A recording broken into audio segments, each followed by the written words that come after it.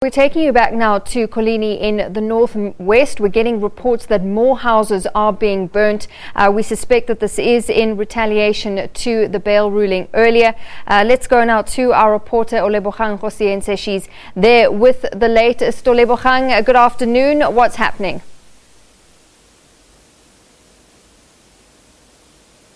Afternoon, Natasha. I can tell you that the situation has gone completely out of hand. Large groups of protesting residents here in Coligny have dispersed themselves in different parts of the location. It appears as though they are trying to target and attack or destroy any building that or house that belongs to anybody who is not a black person. So far, I can tell you that a house at a farm belonging to Hank Kaiser, who is the farm owner at which Matlomola Musweu was believed to have been caught stealing sunflower. That house has been burnt down, and we understand also that several journalists were injured and wounded at that house. A second house in the area neighboring Kaiser's farm has also been torched.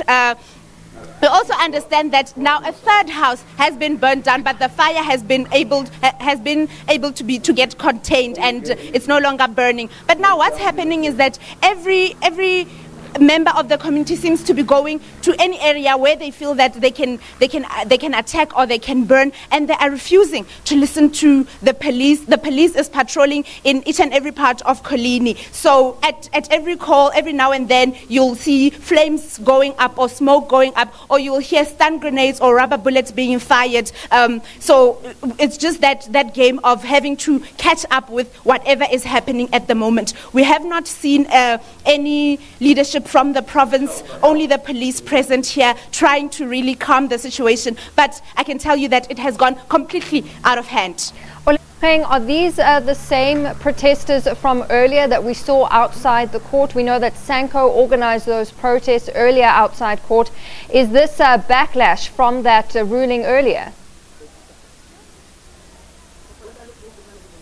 Absolutely, Natasha. Although Sanko organized this march, the march that took place earlier at the court, I cannot confirm that it is their idea to have all these houses and all these farms burnt. But after the judgment was handed down, we saw the different members of communities taking different routes, going to different places, and that's where all these fires have been erupting. And you say police are on the scene. How are they responding? How are they handling this? Police are very much present on the scene, and they have great control of the situation. As I mentioned earlier, stun grenades here and there, you'd hear rubber bullets being fired here and there, and then the community would run back into the location for cover. But I can say that the community has not outnumbered the police. The police has come out in very, very large numbers, and they are able to control the situation here. We also heard from the community that there was a young boy that has been shot by a white farm owner, but we understand now that that is not true. There is nobody who has been shot, and there is no ammunition that has been fired. All right, Olebogang, thank you so much for that. I'm sure we'll hear again from you, keeping us updated with exactly what's happening in Coligny.